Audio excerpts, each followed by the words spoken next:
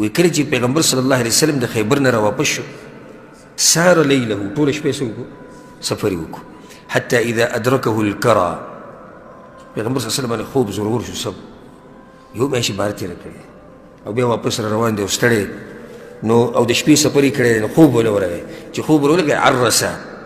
تعریض په عربي کې دې ته وایي چې د شپې په دې اخرنۍ برخه کې چې د مسافر پړاو واچوي اوږده شي دې ته په عربي کې تعریض وایي نو پیغمبر صلی الله علیه وسلم پړاو واچو وقال لبلال نو بلال ته ووایي اکلأ لنا الليل بلال وی خیال کوه نن شپه په تا باندې چوکیداري ده او ټول ویده شو ټول ټول ستړي شي نو بلال رضی الله عنه څه ناشنا مؤمنانو سړی ورته حیران شي اوس دلم خوب ورغلی نو دا خوب یې په دې وتښتو ابو هريره رضی الله عنه فصلى بلال ما قدر له بس په تهجد ودرېدو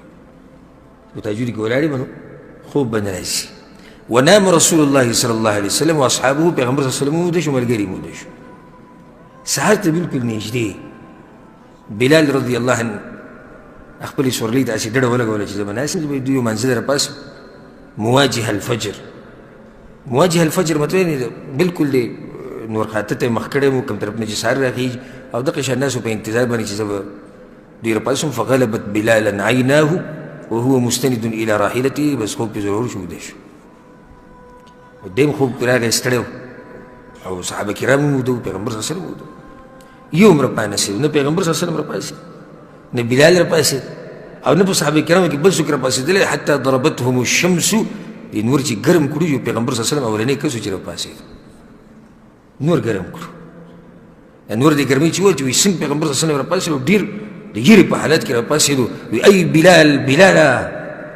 اواز یې ډایرېک وکړو چې موږ داسې موري در کړی بلال راپاسېد وایي یا رسول الله أخذ بنفس الذي أخذ بأبي أنت وأمي يا رسول الله بنفسك إذا الله پیغمبره زما مور پلار دې په تاسو قرباني خو زما نه هغه چا څه اخیستې وه هغه تا نه یې چې اخیستې وه یو تاسو هم راپانسېد یو زه هم راپانسېد بیا پیغمبر صلی الله علیه وسلم اقتادو اقتاد البعیر په عربۍ کې داسې ویل کېږي چې کله خلک د اوښان په ځان پسې راکاږي وایي چې د اوښان را روان کړي په ځان پسې راځي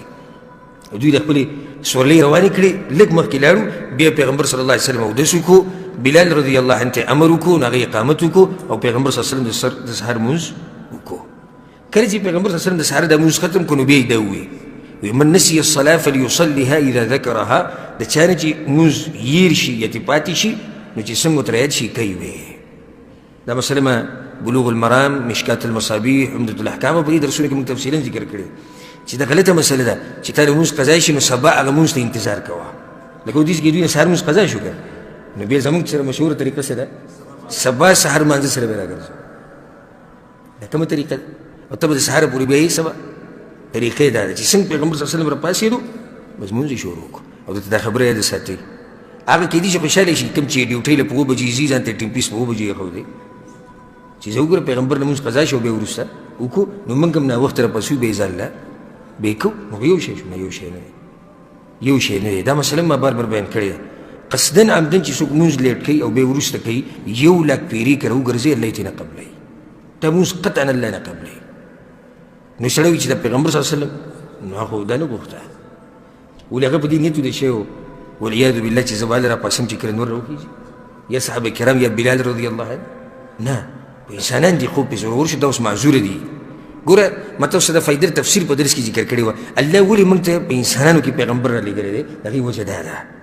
لکه مشرکینو په ملایکو کې ولې نه راتلو اوس که ملایکو کې راغلی نو ملک له خوب ورځي نه ورځي نو دا مسله به موږ نه معلومه کړې خو چې کله په انسانانو کې راغی خوب پې زورور شو اوده پاتې شو نو موږ ته پته ولګېده چې په چا که چېرته خوب زورور شي او بیا وروسته راپاسي نو څه به کوي هغه موږ ته پته ولګېده